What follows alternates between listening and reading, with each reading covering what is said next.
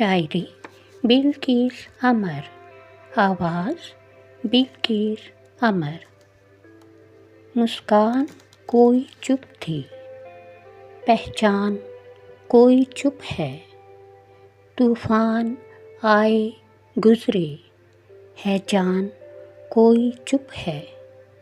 एहसास के दरीचे, खामोशियों के साए, महकी हवा के झोंके, हैरान कोई चुप है। मुश्किल हुआ तवाज़ुन, इंसाफ़ व अदल बिखरा। गिरने से कोई रोके, मीज़ान कोई चुप है।